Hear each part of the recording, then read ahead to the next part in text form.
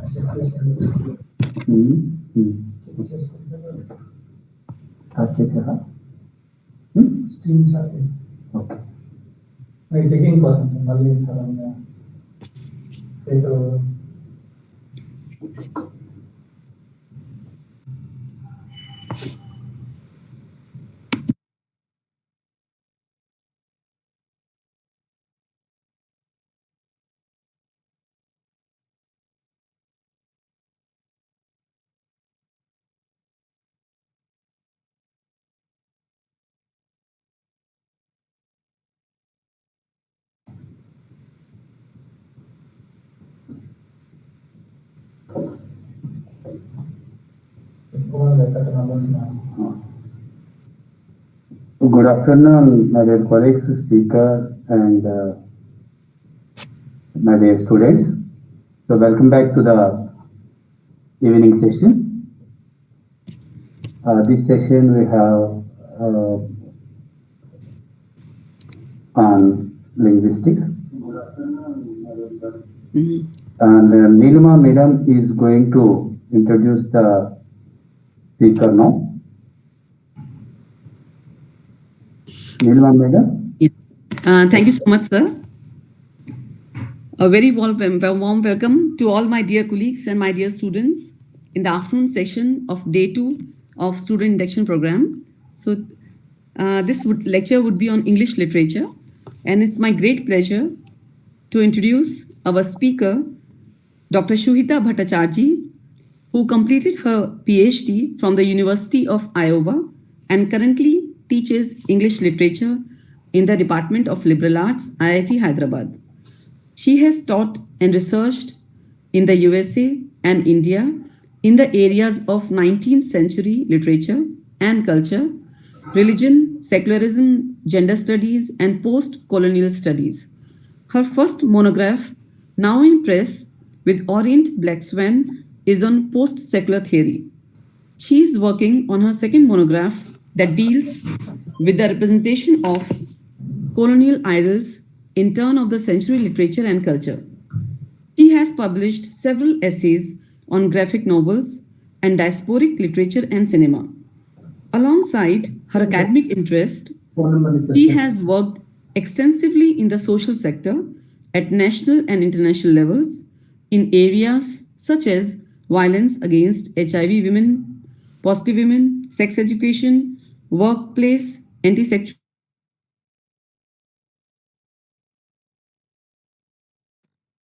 So all welcome Professor Shuhita Bhattacharjee. Yes, hello everyone. Yeah, good afternoon. So I'm going to start with my presentation. Just allow me a minute to turn up my slides.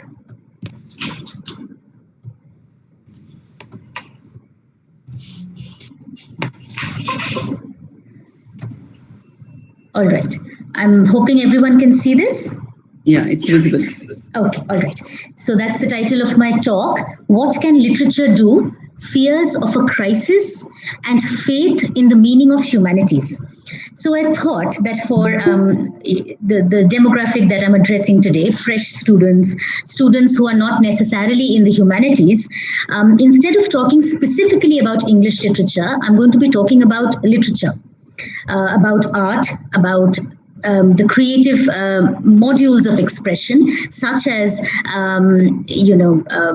painting, music, dance, but primarily cultural forms of written and spoken text. So cultural performances and literature, and largely all of that falls under the umbrella term humanities. And what I am going to be discussing today is the meaning of of this term that we hear frequently, called a crisis in the humanities. We hear that humanities is going through a crisis, and then we hear about how humanities is expected to survive that crisis, how something like literature is expected to survive that crisis, how poetry and theater and music can survive that crisis. So I'm going to talk a little bit about that. Now, as fresh students bundled up to hear this talk on literature, it may be useful for you if I begin by asking a larger question. Why literature? Why the humanities? What is the power of literature, of art, of humanities? Why do we read or value literature or art or the humanities? Even as we look at this, we hear frightening whispers around us about what is being called a crisis in the humanities. Apparently, humanities is dying. Literature is not of any worth anymore, and we would be well advised to direct our energies elsewhere. Widely across universities, colleges, and research institutes, humanities seems to be a dying field. Administrations categorically deny funding to departments of arts and literature because this is considered to be a low-yield field, incapable of quick returns or real returns, and therefore undeserving of any kind of institutional support. Now, what is this humanities crisis about? I'm going to be quoting Stanley Fish, a very famous literary critic. And Stanley Fish was speaking about this humanities crisis in a New York Times article. And what he very interestingly did is he gave a very precise date for when the crisis in the humanities actually began. And he said that the date for this crisis is the 1st of October 2010. Now, it's not often in history that a development as diffuse, as vague as a crisis can be pinned down specifically to this sort of a particular date. Now, what was Stanley Fish's argument? How did he argue? How did he justify his choice of this date? What happened on this date? He quoted that this was the day George M. Phillip, he was quoting George M. Phillip, who was the president of the State University of New York, Albany. He quoted this phenomenal statement that President Phillip actually made. So as the president of this famous university located in New York, what President Phillip did is he announced that for financial reasons, his university was shutting down 5 programs in the humanities division. So everything else would continue uninterrupted, science, technology, everything else. But humanities would face a huge backcutting and 5 divisions would be summarily shut down. What were these 5 divisions? Classics, French, Italian, Russian, and theater. These were the famous 5 departments that were suddenly shut down. And he was speaking in a context where the state of New York had recently made a cut of around $12 million in state assistance to the university. And so he was saying that he needed to do this. And why? What was his reason? He said, as you can see on the slide, it is critically important for the university to rethink, balance, and reallocate resources to support its core academic and research mission. So somehow, in President Phillip's mind, as Stanley Fish rightly identifies, the humanities does not figure as part of the core academic and research mission of a university or of a research institution. It does not quite sit well. It is easily ignored. It is willfully dismissible. And that is what he chose to do. He summarily just shut down these 5 departments because there wasn't enough money. So when there isn't enough money, what do? You cut down on things. He chose to cut down on the humanities. Now, clearly, the humanities had failed to figure in the core academic and research mission of the university system. And this, for Stanley Fish, was a clear sign that the crisis in the humanities had officially arrived. Now, what is under reference here is the current crisis in the humanities, the one that was set off visibly and irreversibly with the economic recession in 2008. The reason that the humanities suffer from this kind of unique crisis situation is because they depend exclusively on institutional support. So unlike science and technology, the humanities departments are unable to function on a grant-based system. This is because typically what humanities departments generate is not tangible. You cannot hold it in your hand like you can a machine. And because you cannot quantify it, you cannot see it as a tangible output, there are no industries, no corporate sector units, no funding agencies that are willing to give you grants as a humanities scholar.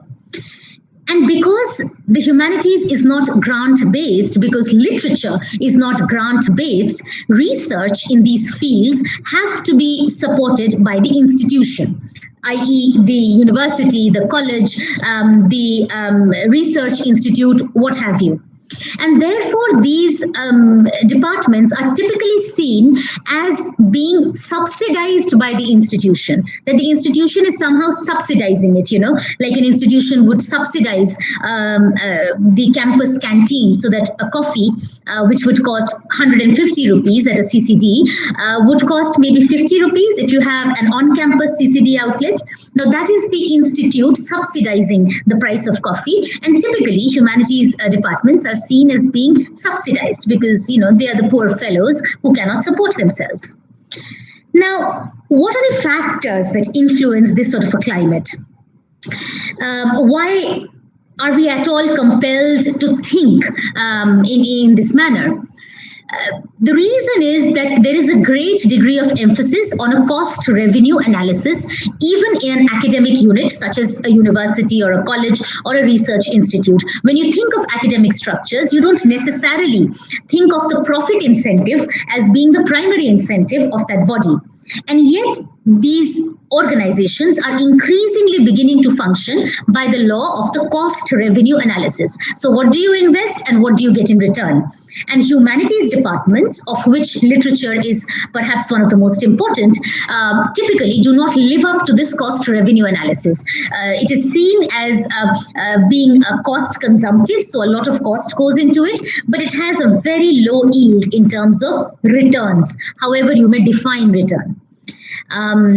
Added to this is the pressure of a sustained economic recession that began in 2008 and that continues to this date. Furthermore, there is the increasing corporatization of higher education. What does that mean? Higher education is increasingly beginning to function like a corporate body, where the idea, the defining rule is the bottom line. So you need to reach the bottom line in terms of profits, in terms of deliverables. And so when you begin to structure your academic institutions as corporate sector units, there is a very clear conflict that you then encounter with fields such as the humanities and with literature underneath it, which do not quite function by the law of profit. When we think of the crisis of the humanities, it is one has to think back to the famous instance of Socrates, the Greek philosopher in ancient Greece, where that is perhaps one of the most interesting and original parables that are quoted to students of humanities. Socrates was this philosopher, and he chose to talk daringly. How did he talk? He held these symposia, he held these discussions with his students. So he was surrounded by his band of students and he was surrounded by like-minded philosophers, and he had these extended discussions with them, which were later recorded as dialogues of Socrates, and very interesting philosophical treatises are to be seen in the works of Socrates, where you encounter very complex concepts being unpacked, being analyzed, being debated.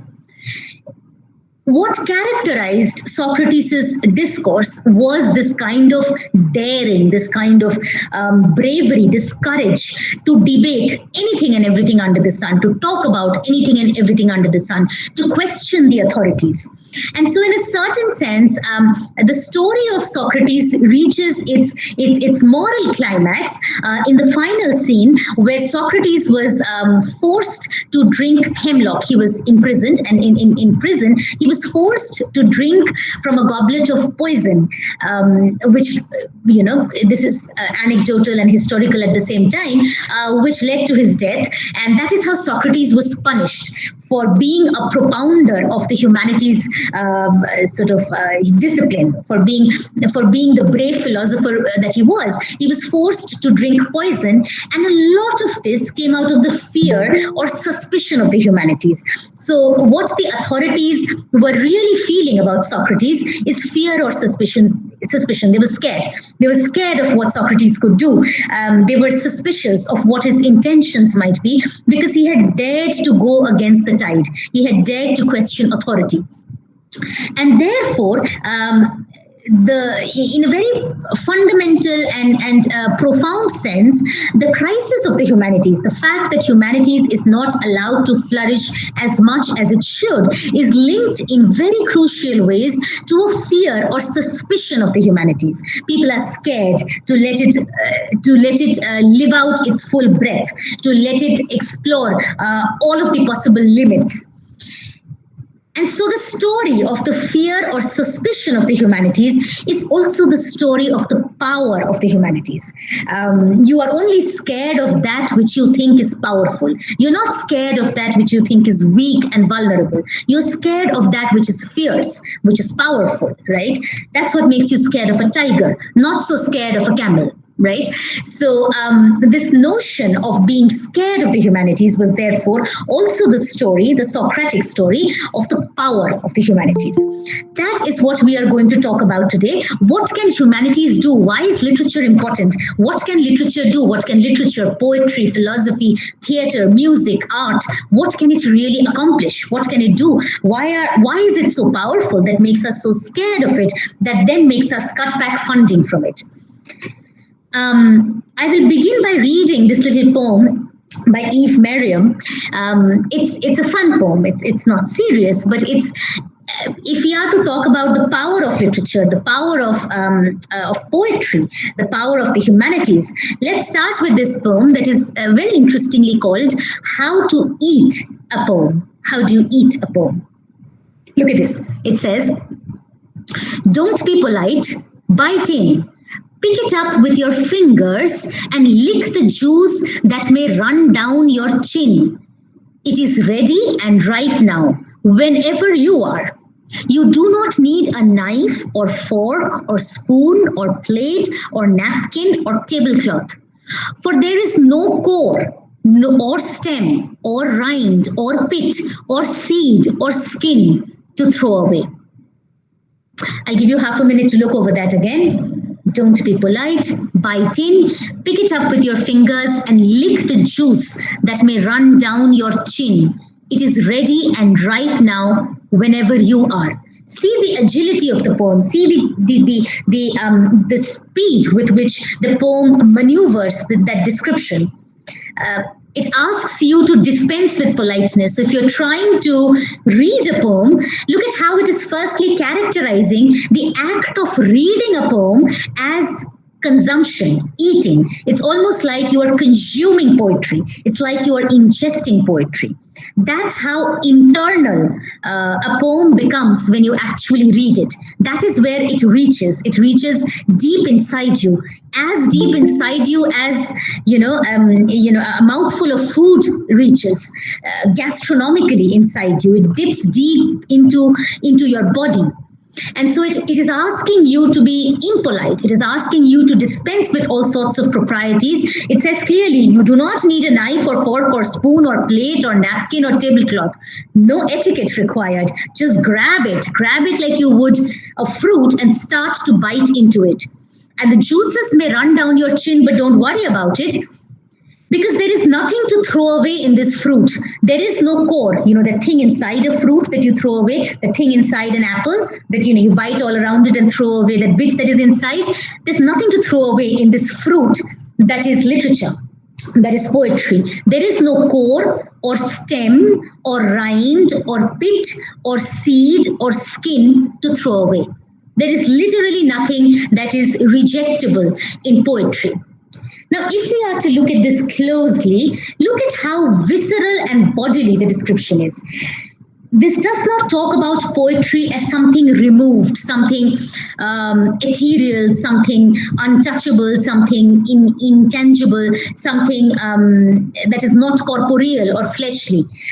It is talking of poetry as something that is so real that it is physical, it is visceral. It is literally talking about body juices, right? Your saliva mixed with the juice of the fruit that is running down your chin. That is how visceral it is.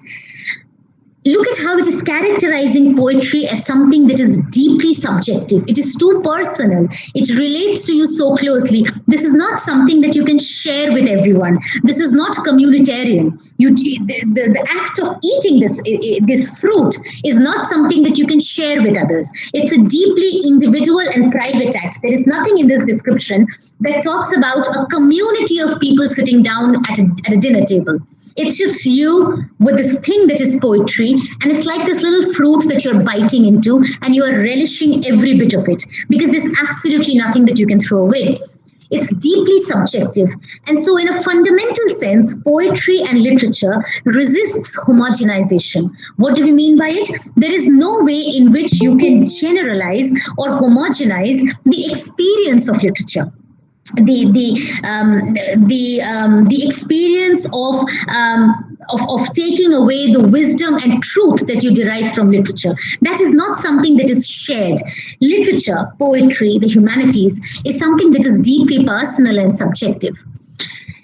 And it is something that resists regulation, that resists any kind of containment or control. It is symbolized by an excess. Look at how this piece of fruit that would ordinarily seem to be innocent is something that overflows. It goes beyond you. It flows down your chin. You cannot hold it in a way that allows you to control it. It defies any kind of limit, any kind of boundary, any kind of control. It symbolizes a kind of excess, a kind of overflow. And that is typically true of the power of arts and literature. It is symbolized by excess, it is symbolized by subjectivity, by something that is personal. It is symbolized by viscerality. It affects you personally. It affects you, it shakes you up from inside. There is no way in which you can distance yourself from a poem as you distance yourself from well-served food with polite cutlery. You are not allowed to have this cutlery. You have to just grab this piece of poem and ingest it. Right? That is perhaps one of the most interesting and summative accounts of what constitutes the heart of literature or the heart of poetry. Once we begin to think about the danger and the power of literature, remember how I spoke to you just a slide or two ago about the fear and suspicion of the humanities and therefore the power of the humanities. Once you begin to think about that, perhaps what will strike you as most crucial is the fact that literature and the humanities calls upon you as the reader to think and to ask. There is no way in which you can be passive with respect to literature. Think about how the poem just described the consumption of a poem. You cannot distance yourself from the poem. You cannot remove yourself from the poem through filters of politeness. You cannot pretend to be impartial, uninvolved, or neutral. You have to grab it with both hands. There is no way in which you can assume the posture of passivity, just allowing yourself. Think back to the last time you watched a play or a film, but didn't process it at all. Can you even think of an instance where you witnessed or experienced a work of art that didn't actually impact you or affect you? You may not have enjoyed it, but it impacts you. You hate it. You speak about how much you hated that film, but it still impacts you. It touches you inside. And therefore, it calls upon you to think and to ask questions. And that perhaps is at the very heart of what is dangerous and powerful about literature. There are four things that I will point out to you, and that is what my talk today will be structured around. These four things that literature and the humanities leads you to do, which makes it both dangerous and powerful, and therefore immensely valuable and worthy of all kinds of institutional support and funding, and worthy of every moment of individual exploration. The first of these four things is that literature allows you or encourages you to think critically. It teaches you to read the subtext. What is the subtext? What you see in front of you is the text, but as you read the text, all sorts of good writing, all sorts of great literature has within it a subtext, something that remains unsaid. And so good literature is fundamentally of the kind that allows you to read the subtext. It teaches you, doesn't just allow you, it compels you to encounter a subtext, and it teaches you to unpack that subtext. I will give you a quick example. This is, once again, I've picked fairly simple poetry to give you an instance of what you can take away from it.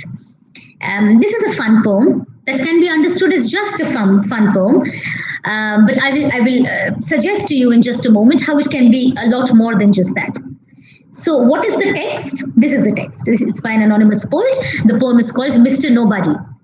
I know a funny little man, as quiet as a mouse, who does the mischief that is done in everybody's house. There's no one ever sees his face, and yet we all agree that every plate we break was cracked by Mr. Nobody. 'Tis he who always tears out books, who leaves the door ajar. He pulls the buttons from our shirts and scatters pins afar. That squeaking door will always squeak, for prithee, don't you see? We leave the oiling to be done by Mr. Nobody. He puts damp wood upon the fire that kettles cannot boil. His are the feet that bring in mud and all the carpets soil. The papers always are mislaid. Who had them last but he? There's no one tosses them about but Mr. Nobody. The finger marks upon the door by none of us are made. We never leave the blinds unclosed to let the curtains fade. The ink we never spill, the boots that lying round you see, are not our boots, they all belong to Mr. Nobody. Now, one way to read that poem is just as that fun poem with, Mr. Nobody is this ghost that runs around from house to house, messing everything up, spilling inks, spoiling doors, robbing them of curtains, soiling carpets, tossing around papers, and nobody really sees him, knows him, but people know there is a Mr. Nobody, and everything that ever goes wrong is the fault of Mr. Nobody. Now, what if I was to suggest to you that there is another way of reading this poem, that this text has a subtext? What if I were to suggest to you that Mr. Nobody is actually an extension of our cultural imagination? It's the boogeyman that we have in our head, the boogeyman that does everything wrong. So let's say from 2001 to 2011, for the USA, it was Osama bin Laden. That was Mr. Nobody. So that everything that was going wrong with the universe and everything that was going wrong with the United States was the fault of this Mr. Nobody. And it was also easy to shadow fight because the fault was always Mr. Nobody's. The fault could always be externalized. The villain was always this invisible shadow figure that lies outside, stretched right outside your horizon so that you don't have to introspect. You don't have to find fault with yourself. You don't have to look at yourself critically and find what is going wrong where inside of you. You have a ready villain, you have a ready criminal, Mr. Nobody, who stands outside of everybody's imagination and who is very easily blamed for everything that goes wrong. Without even going into much detail, we know that several Mr. Nobodies exist in our cultural imagination today. We have the dissident, the anti-nationalist. We have all sorts of Mr. Nobodies across cultural imaginations. And This poem, therefore, however fun and innocuous and simple it may seem, allows you to get to that subtext, allows you to critique this notion of a Mr. Nobody as this shadow, ready-made villain on whom everything that is going wrong can be projected, and who therefore offers you ready and easy refuge from self-criticism, from self-analysis, from finding faults that actually lie within yourself. That is how literature allows you to find a subtext within a text. This is Jacques Derrida, a famous philosopher and theorist. This is an example of something that he says. He talks about how to read the subtext, and this is what he says. Therefore, we will not listen to the source itself in order to learn what it is or what it means, but rather to the turns of speech, the allegories, figures, metaphors, as you will, into which the source has deviated in order to lose it or rediscover it, which always amounts to the same. Let me explain what that means. What is he saying? We will not listen to the source itself. So we will not just treat this poem as a fun poem, as what it seems to be at the surface. We will dig deeper. So we will not just look at the source, which means the surface of the literary work or whatever piece of text we are looking at. We will not just restrict ourselves to the surface of that text to understand what it is or what it means. Right? But to understand what it is or what it means, we will go deeper. We will look at the language. We will look at the turns of speech, the allegories, the figures, the metaphors, the language in which it is being described, so that we understand the source better in order to lose it or rediscover it. So one might feel, as one is unpacking this poem, that maybe I'm losing the meaning, maybe I'm digging too deep, maybe I'm losing my way, maybe I'm meandering too loosely, maybe it's not supposed to mean all that. But that is Derrida's point. That is the point of literature, that losing it, once you lose your way within a literary work, that is really when you rediscover it. That is when you are able to cull it for what is its hidden depth and its hidden meaning, i.e., its subtext. Therefore, to lose it, to lose your way, is in fact to rediscover your way, to rediscover the meaning of literature, which, as Derrida says, always amounts to the same thing. So losing your way is in fact to rediscover the subtext or the hidden meanings of literature, which allows you to think more critically, think more deeply about issues that surround you. I will talk more about this as I go along. The second thing that it allows you to do is to be aware of rights and of systemic justice. I will explain what this means. These are big words, but I will explain to you with examples. So what literature makes you aware of, what a humanities education makes you aware of, and all of you may be science and tech students, but as you grow up and become CEOs and heads of various departments, wherever you go, remember that what is absolutely fundamental is a humanities education. It equips you in very fundamentally critical ways, in ways that you absolutely cannot procure from other sources. And that is what I'm trying to sort of explain to you. So the second way that a humanities education, or the second way in which literature equips you, is by making you aware of rights, human rights, and of systemic justice. What does systemic justice mean? Where the system is just. Where it is not a question of individuals being good to each other or fair to each other, but where the system, whether it is the legal system, the political system, or the social system, the system is laid out in a way so that every individual gets fair and just treatment. Every individual is allowed her or his human rights.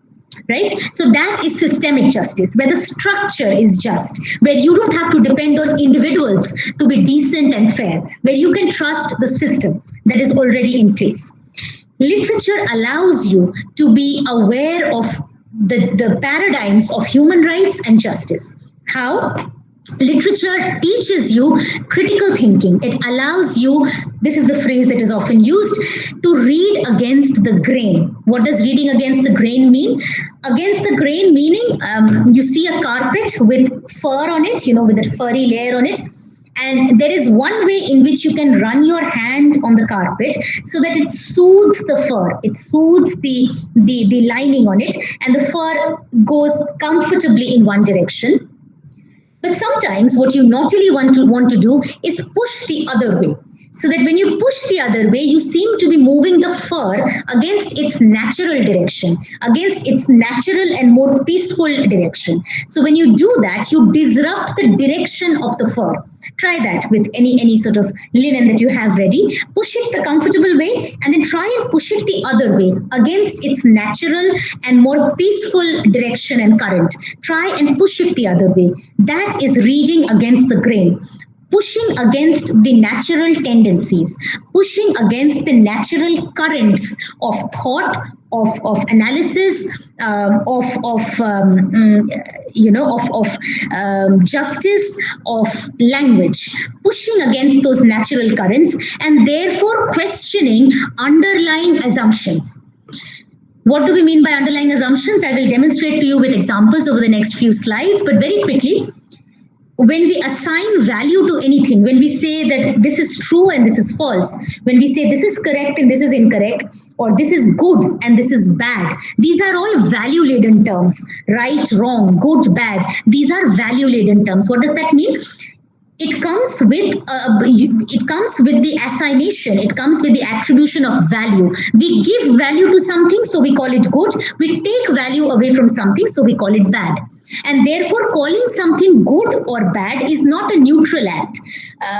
Nobody can say that beyond all doubt and beyond all debate, A is good and B is bad. This is never going to be something that is beyond debate, because this is value dependent. It depends on what I consider to be good. It depends on what I consider to be not good. That is the basis for me calling something good and calling something bad.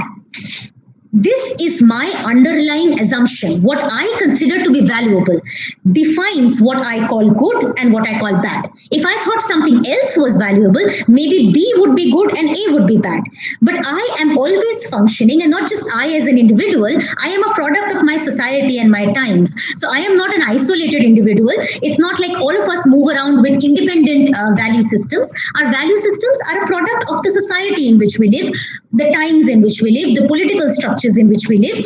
And being a product of these structures, we all have certain underlying assumptions about what is good and what is bad, what is desirable and what is not. And based on that, there are structures that we put in place where we consider someone to be a hero and consider someone to be a villain.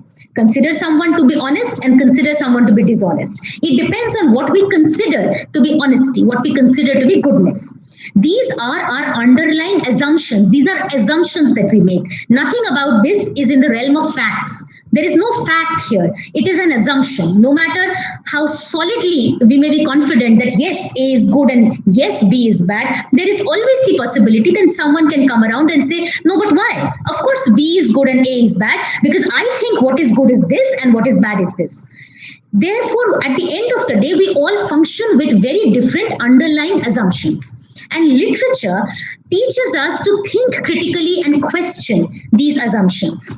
How do we do that? I will give you some examples. How do we question the underlying assumptions? I will give you examples of commercials, that is advertisements, cinema, political social discourse, that allows us to critique our underlying assumptions. Let's start with this. This is a fairly familiar debate. You must have all encountered this. Advertisements. Advertisements portray certain people and certain people a certain way and certain other people a certain other way. So think back to ads that you have seen. I'm dealing here only with beauty products, let's say. Fair and Lovely, expert range of fairness treatments. Look at the girl divided down the middle of her face into the dark complexioned woman and the fair complexioned woman. And clearly the product markets the notion of fairness or being fair as being more feminine and as being more desirable, more beautiful. Infamously, Shah Rukh Khan did this ad for Fair and Handsome, and look at the tagline: "Real fairness for real men." And of course, that brings into question what you consider to be real masculinity, and how real masculinity must always be associated with only a certain kind of skin complexion. Why must it be important for a real man to be really fair? That's Aishwarya Rai in that famous commercial for L'Oreal, where she goes 1, 2, 3, 4, 5, and then she says, "Because you're worth it." That was the tagline of the entire sort of ad campaign. Because you are worth it. Why L'Oreal? Why use L'Oreal? Why spend on L'Oreal? Because you're worth it. Think at how all of these commercials are defining masculinity, femininity, beauty, and worth. Think about how, therefore, something as innocent looking as a TV commercial defines beauty and self-worth in very distinct ways, and how by defining masculinity, femininity, beauty and worth in these specific ways, it also excludes certain other demographic components. What is it assuming? It is assuming, these ad campaigns assume that fairness is beautiful. It assumes that spending on beauty products to heighten your complexion in a certain way is going to somehow enhance your worth. It assumes that your worth lies in your complexion. It assumes that your beauty and worth lies in a certain kind of look. It assumes that there are only certain kinds of templates for masculinity and femininity.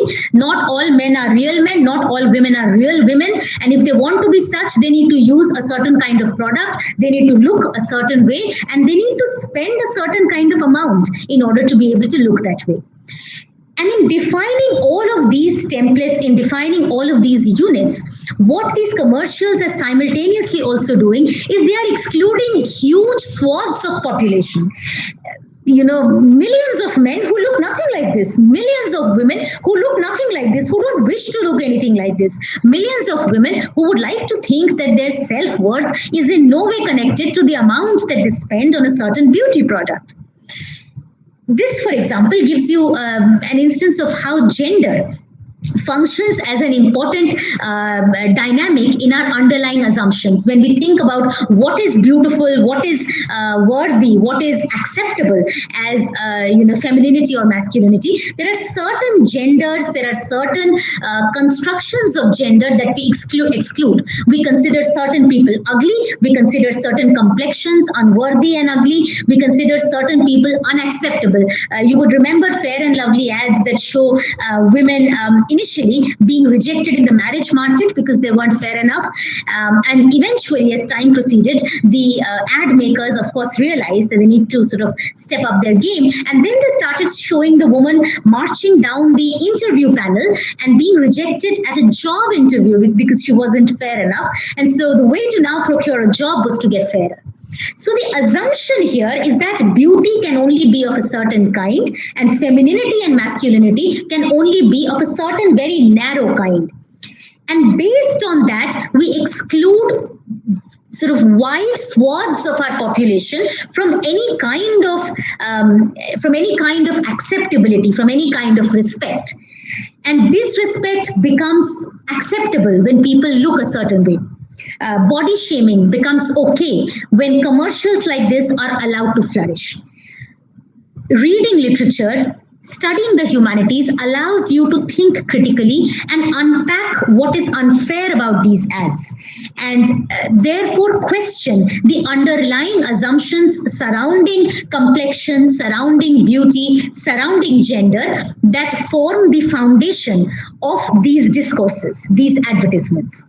Another example, I spoke about gender in the previous slide. Here I'm talking about race. This is the example that I'm providing here is of the kind of whitewashing that happens in a lot of cinema that is produced in the West, and particularly in Hollywood. So I'm not sure if you're familiar with all of these films, but I've tried to pick on some of the most popular ones. The list is endless.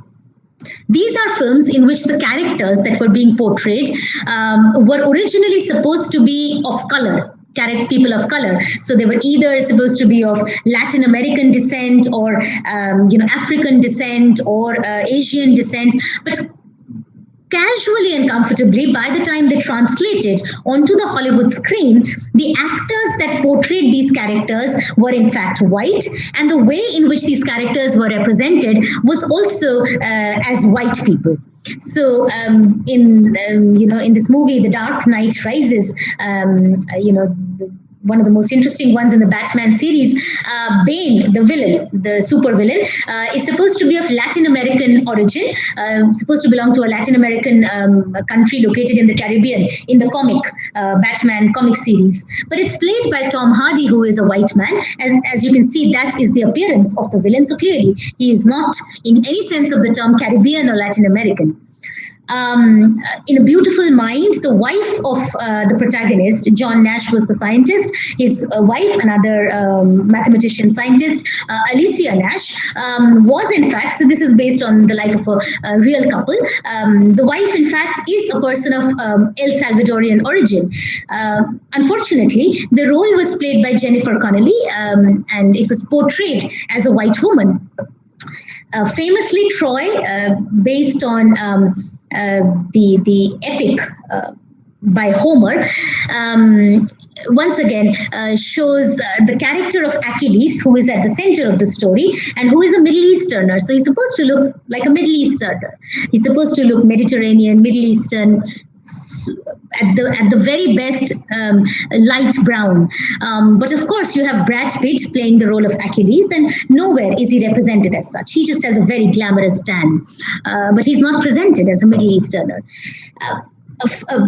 Studying the humanities and studying literature allows you to think deeply about these instances and to understand how race functions in cultural discourses, how white hegemony, how a white supremacist ideology functions invisibly in even popular cinema, where otherwise you may blindly watch these films and really enjoy it because they were enjoyable films. But if you were to look underneath the surface, if you were to think against the grain, if you were to read critically, you would immediately face this reality of whitewashing, how characters that have historical or fictional origin in non-Western geographical locations are portrayed as manifestly white, because that is considered to be the most marketable appearance, because white sells. Whiteness on screen is considered to be a more viable commercial product, and so these characters are conveniently translated into white-looking characters. And allowing yourself to look at this only comes from a literary perspective, from a humanities perspective. Finally, if one were to look at one's political or social discourse, I have chosen just one instance. There are several millions, of course. If you look at the mainstream political discourse about hunger strikes, this is something, this format for protest, any kind of political protest generally falls back to the hunger strike. Gandhi famously went on hunger strikes that were most effective. I have another image here of Anna Hazare, who went on a hunger strike, admirable man, of course. And all of these are admirable political figures, and there are several others who may not be so admirable, but the point really that I'm trying to make is that the hunger strike is a very well recognized format for political protest. It's also a very well respected format. How do you go and protest politically? Instead of burning buses, you respectably go on a hunger strike. That is something that is appreciated as a format for political protest. Now, allowing yourself to read against the grain, to look deeply below the surface, brings you face to face with the other reality. A brief instance is pointed out by Arundhati Roy, the activist author. She spent an enormous amount of time living with the Maoists. So all of you must be aware of the Maoist threat that we face in our country, the problem with the Maoist insurgency, how the interiors in several parts of northern and central India are dominated by Maoist rebellions. And Maoists are generally portrayed as extremely dangerous people who are out to get you. That's the conservative and conventional political discourse surrounding the Maoists. Arundhati Roy talks about hunger strikes, and she raises this very interesting question when asked why didn't the Maoists resort to non-violent means of protest, such as the hunger strike? Why did they take up arms and protest? I'm not trying to justify the Maoist rebellion or the Maoist insurgencies. Where they pose a threat, they do pose a threat. But I am trying to speak as a humanities scholar about the foundational reasons because of which a population is driven to extreme forms of protest. So when Arundhati Roy was asked about why the Maoists did not, take up more peaceful forms of political protest like the hunger strike, why did they take up arms and rifles and guns? This is what she said: can hungry people go on a hunger strike? And that's an image of the Maoists. Clearly you can see from the image, and that's a very tokenistic representation. You can read more thoroughly about the populations historically, and you would see how essentially, these are large stretches of malnourished sort of demographic units that are trying very hard to get by with the little food that they have. And therefore, it is not possible for the hungry people to really go on a hunger strike. If you have no food to eat, there is no way in which you can go on a hunger strike. And therefore, the hunger strike is a form of protest that only the privileged can take up, only the elite can take up, because they have enough food in their refrigerators. But what about those people who have no food to eat? How can they protest non-violently through a hunger strike? That is another instance of how you can read against the grain and talk about how different classes of society, how the different economic classes in our society need to be understood within their contexts, how we cannot have just one parameter by which all of the different economic classes with all of their different situations can be discussed in the same breath. You have to be sensitive to the realities of those who are struggling and those who are outside of the mainstream, who are outside of the privileged mainstream. Okay.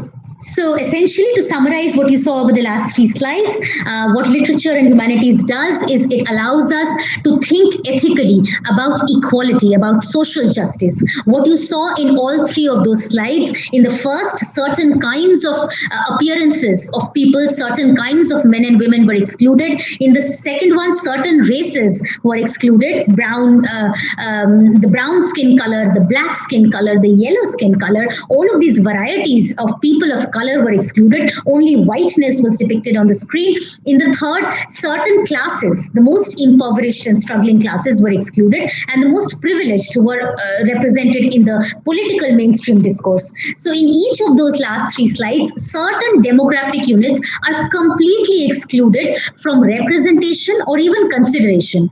So literature and humanities forces you to ask these questions. It forces you to ask, why are certain groups excluded from representation, recognition, consideration? Why are these groups therefore excluded from human rights? Clearly, these people are not allowed to have their fundamental human rights, to respect, to representation. The history of how the African American community has been denied human rights is now, of course, famous through the Black Lives Matter movement. Gender struggles have had a long history of their own, where people have marched for the visibility of people of all body shapes and all body colors and all genders. And similarly, the Marxist revolution has been the most predominant one that has spoken about the rights of the more impoverished economic classes. So why are certain groups subjected to inequality and injustice? This is the question that literature and humanities compels you to ask. And finally, critical theory. So what we read also as part of literature is critical theory. It teaches students to read rigorously, closely, skeptically. So critical theory, race theory, gender theory, class theory. The 3 slides that you just witnessed are, instances drawn from various bodies of literary theory or critical theory. So what does critical theory or literary theory teach you? It teaches students to read rigorously, closely, and skeptically. Skeptically, unbelievingly or questioningly. So not taking for granted everything that is given to you, but questioning things. And what students also learn is how to question common sense assumptions and dig down to that, and dig down underneath these assumptions, and ask ourselves what really are the meanings of truth and beauty and worth that is being defined through the existing discourses. We learn to question it. Why are only fair people considered beautiful? Why are some men considered to be sissies? Why are only certain groups considered to be eligible to vote, whereas others don't even have voting rights, because they are so excluded from the mainstream? Why are only certain people portrayed on the Hollywood screen more often, and why are others facing an absolute absence of visibility? These are questions that you learn to ask if you study literary theory or critical theory. The third thing that literature and humanities does is it encourages dialogue over diktat. Diktat, something that is imposed on you, a rule that is given to you for mandatory acquiescence, for mandatory obedience. You just have to follow it. That is not what literature does. It encourages dialogue. So think back to the Socratic model that I was talking about. Dialogue, a back and forth. It's a conversation, right? And not the kind of conversation that you sometimes watch on late night, news shows where the nation wants to know. Not that kind of a discourse where everybody is shouting on top of each other and you can hear no one, but an actual dialogue, an actual conversation where people are willing to listen to each other, because the premise is, the underlying belief is that all subject positions need to be respected. We cannot begin with the assumption that only what I think is right or what people like me think is correct. We need to be able to respect alternative perspectives, alternative subject positions. You need to be able to listen to the other. You can't be so full of yourself that you have no place for the other. And no one undebatable truth. We must all recognize that there is no one undebatable objective truth that can be determined by those in authority. So literature and humanities pushes you to realize that there is no one fundamental truth beyond all question, beyond all discussion. But such hai to such hai. That can never be the model, that can never be the template. And those in authority cannot impose that sort of a universal homogeneous template. Every subject position needs to be respected, needs to be heard. Therefore, deriving from this, the fourth and final thing that literature and humanities teaches you is cultural empathy. You are able to empathize with the cultural other, somebody with whom you practically have nothing in common, but you're able to emphasize, you're able to empathize with that person because you are willing to believe that what that person represents is valuable and true. However different it may be from what you think and believe, but you are willing to recognize the existence and value of that person, and you're willing to listen. You're willing to have a conversation with that person. So this is from this famous literary theorist, gender rights activist Judith Butler. She says, we lose ourselves in what we read. What we read, that's literature.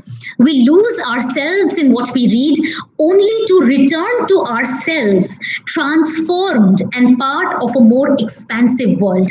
So when you read this narrative, this piece of literary writing about someone from a completely different context with whom you probably would have disagreed, but when you read about that person, you undertake a journey of cultural empathy, so that you actually at the end of that journey return to yourselves, but now you are a different self.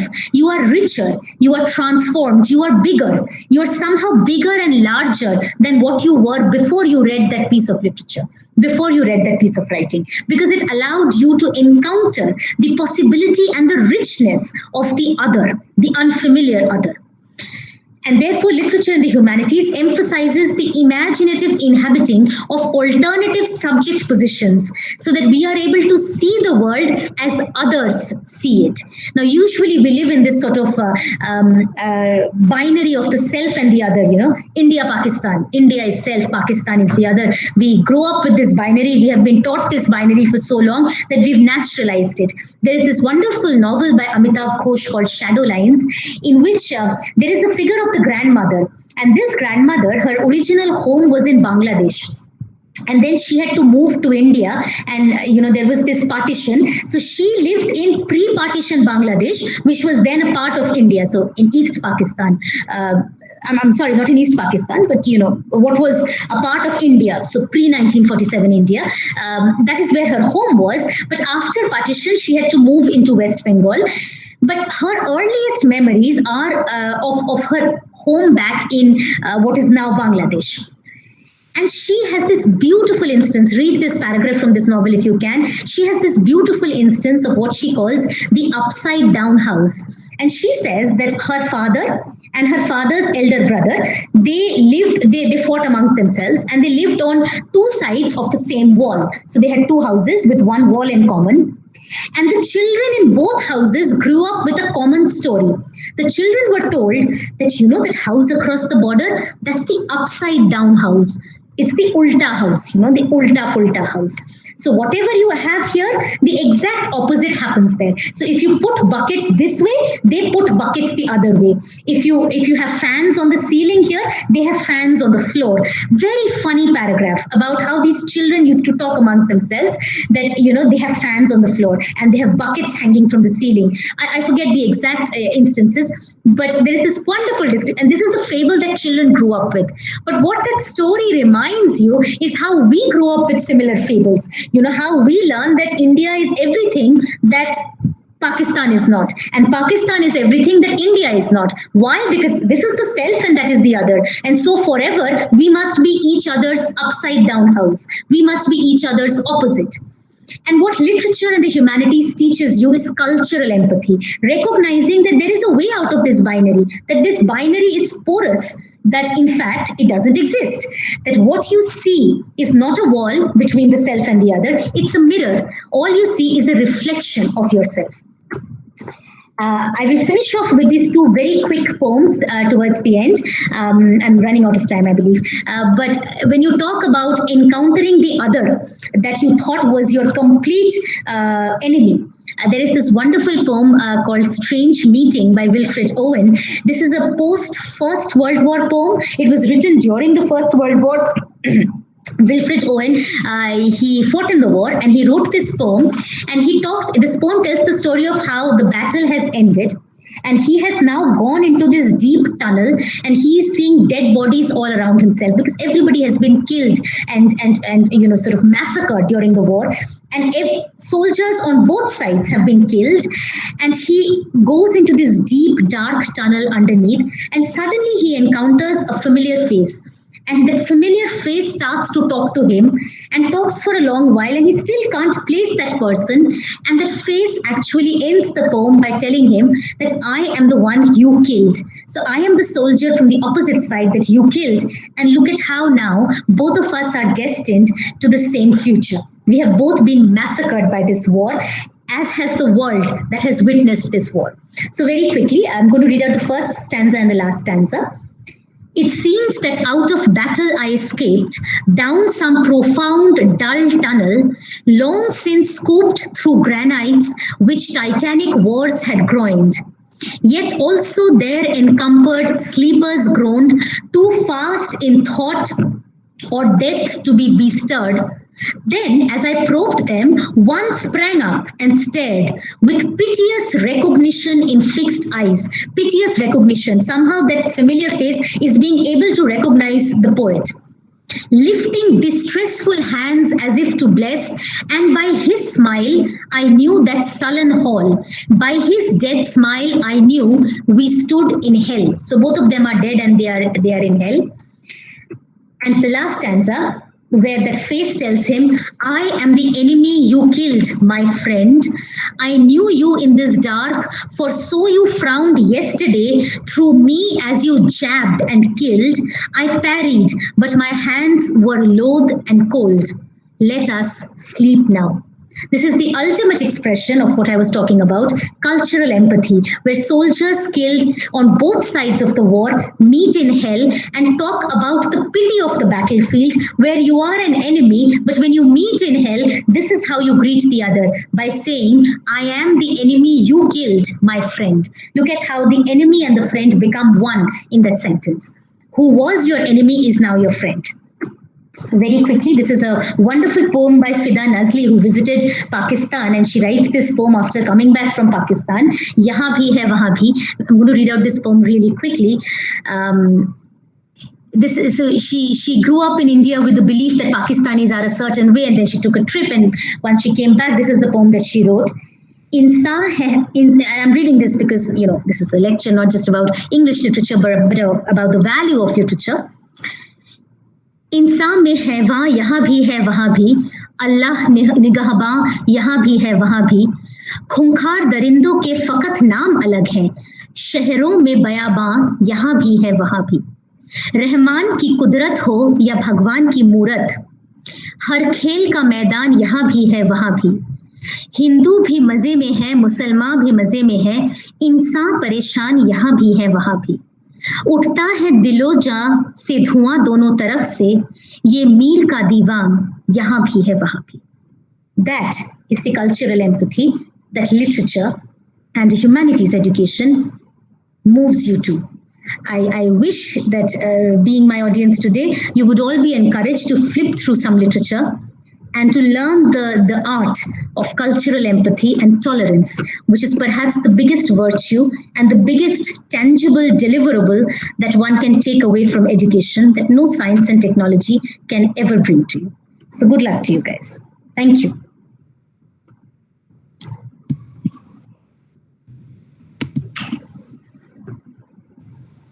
Okay, Nilima. Hi, thank you so much, Shweta. It was really a nice lecture. Thank you. You're most welcome. Yeah. Should I hang on for questions or? Yeah. Okay. So you are, yeah. Hello, ma'am. Yes. Hello. Yes, This Aman. is Aman Dubey. Yes. I want to ask that is humanity is different to that of literature or humanity resembles literature?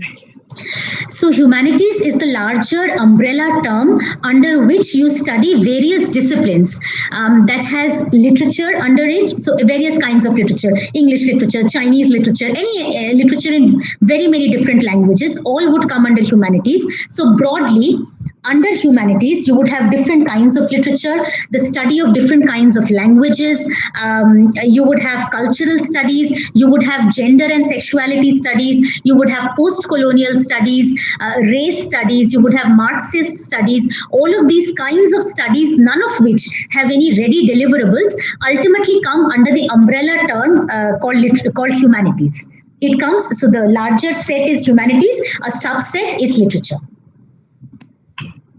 Thank you. One more question. Yes. Is really literature helpful in discovering the present issues or present surrounding issues? Yes, I would argue that literature is immensely useful because through literature, you are alerted to the possibility that something outside of yourself even exists. If you live your life, if any of us live our lives on Facebook, then you would realize that Facebook is the ideal example of what is called an ideological echo chamber. What does that mean? In Facebook, all our friends are people who think exactly like us. We don't befriend the others. If there are any such people, we very quickly unfriend them once they start to make unfavorable comments. We sign up even on WhatsApp. We are on groups where like-minded people are talking to us all the time.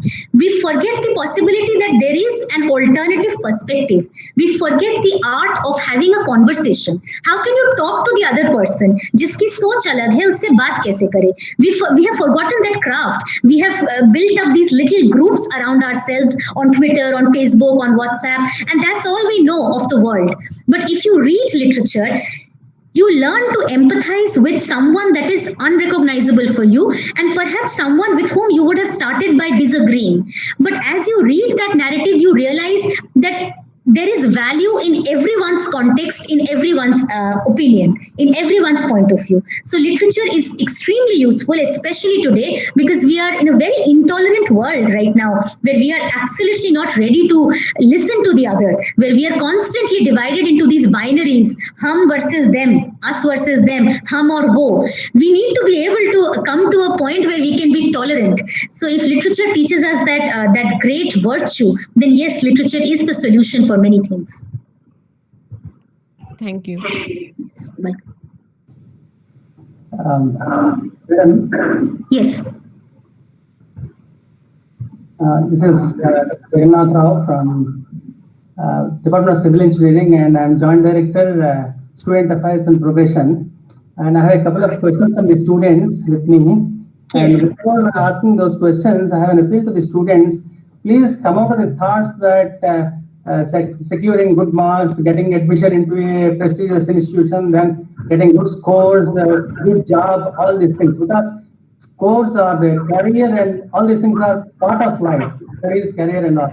And that is not the whole life, right? So please, because some of the questions, madam, I'm going to this. Is there these parties in the syllabus? Or you come, these questions will be asked in the examination. Some questions are like that. So I'm answering that. Now, madam, the first question, madam, it is, what do you mean by liberal arts? So liberal arts is a stream that grew up since one might say the Renaissance, so 15th or 16th century, and liberal arts and sciences is in fact seen as a larger umbrella where sciences and arts were part of the same endeavor and they were distinct from technology. So liberal arts and sciences was one part of the educational system, the other part was technology. That was the fine line, and technology was more hands-on. It talked about developing ways of coping with our world, and science and the arts were about thinking of ways of coping with our world. What are the ways in which we can think and theorize the world around us, and based on that, based on the insights that scientists and theorists and scholars of arts arrived at, people who worked in technology took it up and designed things that allowed us to implement those insights. So that was a very fine line. Liberal arts and sciences was considered to be part of the same umbrella. Liberal arts is this field that takes into consideration everything that is outside of technology. So if I'm defining my department here at IIT Hyderabad, it consists of, let's say, literature, linguistics, economics, history, cultural studies, psychology. So all of these fields that lie outside of technology and that tries to develop insights based on which technology can be designed.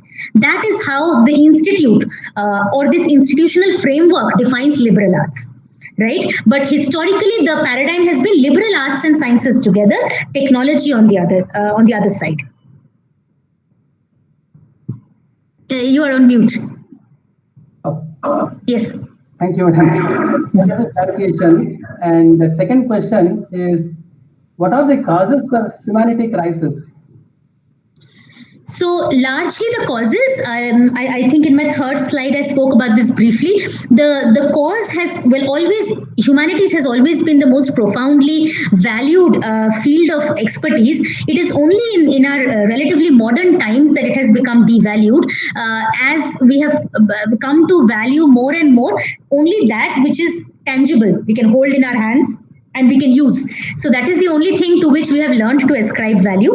The crisis has become more extreme. The most recent crisis that I have been discussing has become more extreme since the economic recession of 2008. This is since when the economy went into a downturn, and so the funding, the governmental funding and the corporate funding to all sorts of institutions, higher educational institutions, fell drastically, and so institutions were forced to make funding or budgetary cuts. And when they chose to make these cuts, the first departments that were guillotined, that were denied funding, were the humanities departments, because they were dependent exclusively on institutional funding. There were no external corporate companies that were willing to fund, the study of literature, because clearly literature does nothing for them. So therefore, that is how the crisis really peaked since 2008. And we are still reeling with it. We are still finding ways to justify our existence as scholars of the humanities. Thank you, madam. I think this question you have partly answered, but still, what is the relation between literature and human crisis? Okay, so what I was discussing was not the human crisis, but the crisis in the humanities. Humanities being a branch of study, which a discipline of study that includes various disciplines under it. So crisis of the humanities and literature. So literature is one branch under humanities. Humanities is the larger umbrella. Literature is one of the possible avenues of study under the humanities, right?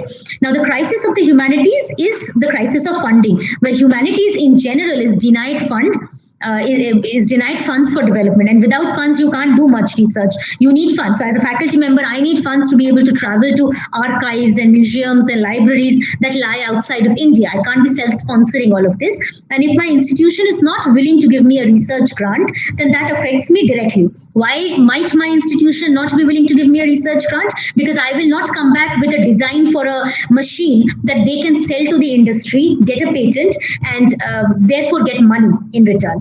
Now, because what I produce is not directly transferable in terms of money, so I am, as a scholar of the humanities and under it as a scholar of the sub-branch literature, I am facing this crisis. I am facing the direct effect of the humanities crisis, where there is a funding crunch in all of humanities. So humanities is the big term, literature comes under it, and humanities as a whole is facing this crisis. The crisis is one of funds, and humanities is suffering the most direct impact of it, and under it, literature is also suffering badly because of the funding crunch that has come in place. There is one more question just now received, madam, from Arshia Parveen. Ma'am, then why don't people oppose ads like Fair and Lovely, which clearly highlights fair skin and fairness? Why don't people oppose? Yeah. Yes. So there has been a great deal of opposition to ads such as this. The one that there has been a lot of protest to ads such as this. A lot of customers have filed sort of complaints about the discriminatory treatment that is shown towards women and men of certain sorts. Of course, the debate has become the debate was very nicely captured by Barkha Dutt. I think her program is called We the People on NDTV. This was several years ago, where she held a session on discrimination based on the skin color, and she invited the head honcho of the ad agency that designs the Fair and Lovely ads, and he tried to justify the ads by saying that what we were saying is not fair complexion, we were saying go for a glowing skin. But of course, everyone in the audience also agreed that basically glowing skin in the template of an ad for a product that is called Fair and Lovely is really fair skin, not glowing skin. It has nothing to do with the glow. It has everything to do with how fair or how dark you are. So there has been a wide history of protests against it. People have boycotted the product. Everybody I know has boycotted that product at a personal level. I talk about the product, in really sort of strong terms if I ever talk about it in my presentations. And there has been a social protest against this product in many ways. That being said, unfortunately, prejudices do not disappear overnight. We are a society that is fundamentally prejudiced when it comes to skin color. We fundamentally think, Gori is pretty and Kali is, ugly. So the use of that product may not have gone down as much as it should have. But, even Deepika Padukone did a video on skin color and opposing the discrimination based on skin color. So here's hoping more protests will come forth. Yes, madam. Kamala is saying Fair and Lovely has become Glow and Lovely. Yes. I think Nandita Das once said, the famous film actor and director, she once said that it would be nice to design a product brown and lovely or something like that, brown and beautiful. So yeah, that would be a nice concept for a product. That's all the questions from my side, madam. Yeah. Now, Dr. Nilima, over to you. Yeah. Thank you so much, Professor Rao. It was really a wonderful talk, Dr. Shuhita, and I really hope the students might have enjoyed the wonderful question and answer session, and that beautifully how you told the power of literature, because I'm also not a literature person, but I really felt very good after hearing the talk, and that how this teaches us how to think critically by reading the subtext and understanding the deep meaning of the poems. Right. Thank you so much for coming over and online, of course, and giving this beautiful lecture. Yeah. Thank you so much, Dr. Nilima. Thank you for inviting me. Thank you, Dr. Srinivasa. It was lovely having this conversation. I hope I have succeeded in convincing at least some students to read some literature and to therefore become more empathetic human beings. Thank you so much. Yeah, thank you At so the end, I much. would like to add a sentence, ma'am. Yes. You have changed our way of thinking towards liberal arts. So you created an interest in that particular right direction. Appreciate your presentation. Thank you very Thank much you, for Dr. inviting Subhadra. Thank you us. so much. That's I'm flattered. Sure, Thank you we'll very meet. much. Yes. Thank you Thank for you. asking me Thank to you, come and here. thank you very much on behalf of CBIT. Thank you. Thank you very much. A wonderful lecture. And it's very inspiring, and even some of the faculty members also, I'm sure, they are inspired, and now they are going into arts and liberal arts. Right. Thank you very much. We are getting polarized, sir, in that direction. Students don't leave the announcement by Dr. Srinivas Reddy garu.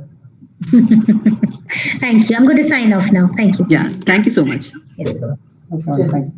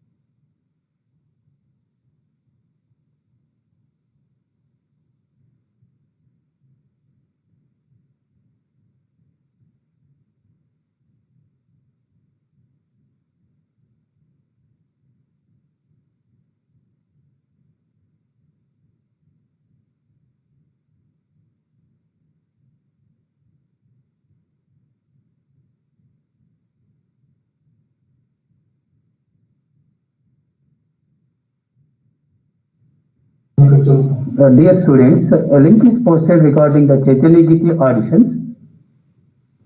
Those who are interested, you may respond before tomorrow at night, 11:59. Dear students,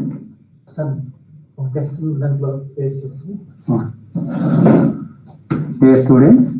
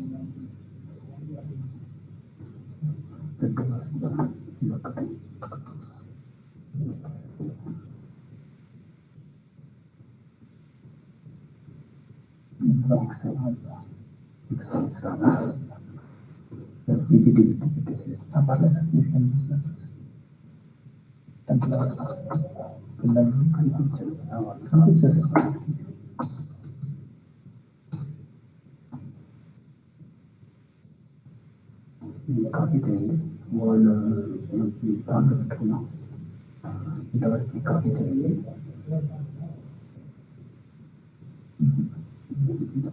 copy చేసి PPT PPT data ఎలా చేయాలి చెప్పండి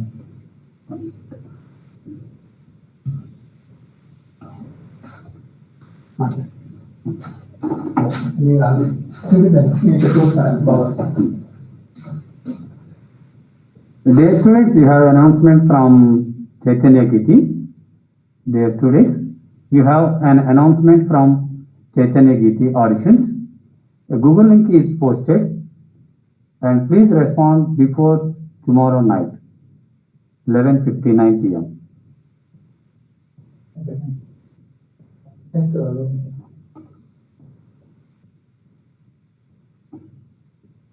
That's fine.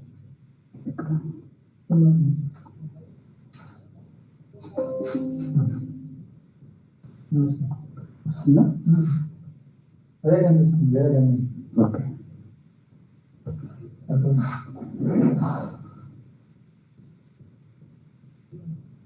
Dear students, Google link is posted for Chaitanya Giti auditions. Kindly respond before 11:59 p.m. tomorrow.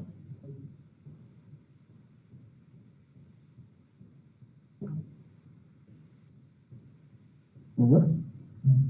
The morning Monday, sir. Thank you. Thank you very much. Second.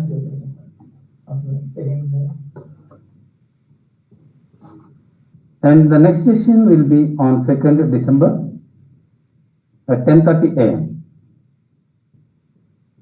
The next session will be on 2nd December at 10:30 a.m. Already Google link as well as YouTube links have been posted in the website. Please follow. Thank you. Thank you very much. That's what cause